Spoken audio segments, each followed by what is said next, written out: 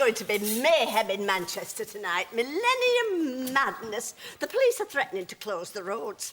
And someone exposed themselves to Lorraine Kelly on network television today. And that was at 9:30 in the morning.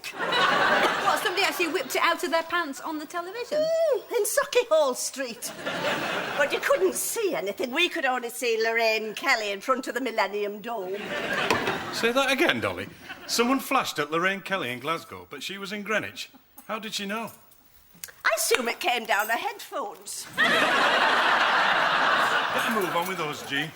You shouldn't do it 3 times a night. You've lost the strength to buff up. If you're talking about Barry, I've broken it off. No. How did you explain that in Casualty? You must have a grip of steel. I've given him the push. You finished with Barry the love muscle. Yeah, I've had enough. I've had more than enough by all accounts. Well, 3 months non-stop sexual pestering, it gets on your wig. I mean, some nights you just want to put the telly on and pick your feet. Still, all that sex must have given you a bit of confidence after Keith leaving. Oh, yeah. Keith was useless in bed anyway. He had to have a jar of Vic in his hand before he touched any part of me at all. We only managed to conceive Lisa because I slipped underneath him while he was doing his Canadian Air Force exercise. So are you on the loose again then, Jean? Look, it's taken me 50 years to find me erogenous zones. I'm not going back settling for a bag of wine gums.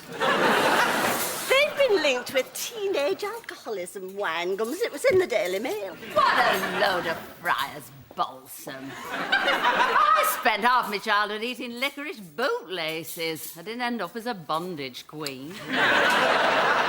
Shame, Jean. I could see you in a PVC catsuit. It would have to come from a big cat.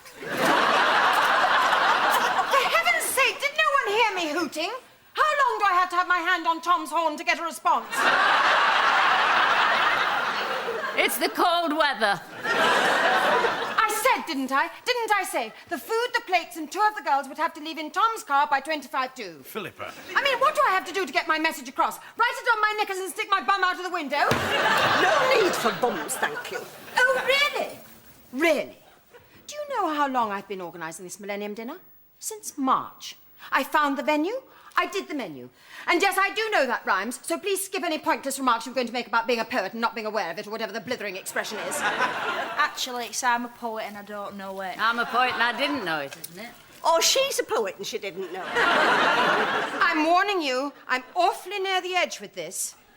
I have had to organise single-handed a once-in-a-lifetime Millennium dinner for 150 people, 8 of whom are vegans, 3 of whom are gluten intolerant, and 1 I've just found out is in a neck brace and can't chew celery.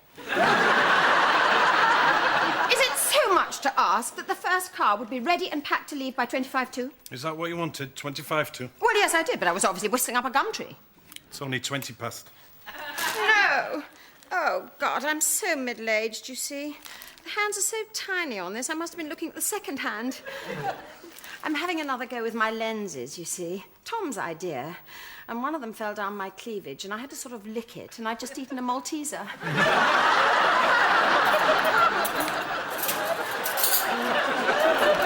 Golly, have I made a total twerp of myself? Yes. How are they doing at the brewery? Any waitresses turned up? Yes, a few.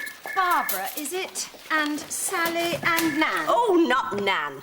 Oh, what's wrong with Nan? Well, for a start, she's about 108. She's my age. And she dresses like a part-time prostitute. Oh, be fair, Dolly, she is a part-time prostitute. Yes, but she dresses like one full-time. I mean, my neighbour's a lollipop lady, but she puts it away at the weekend.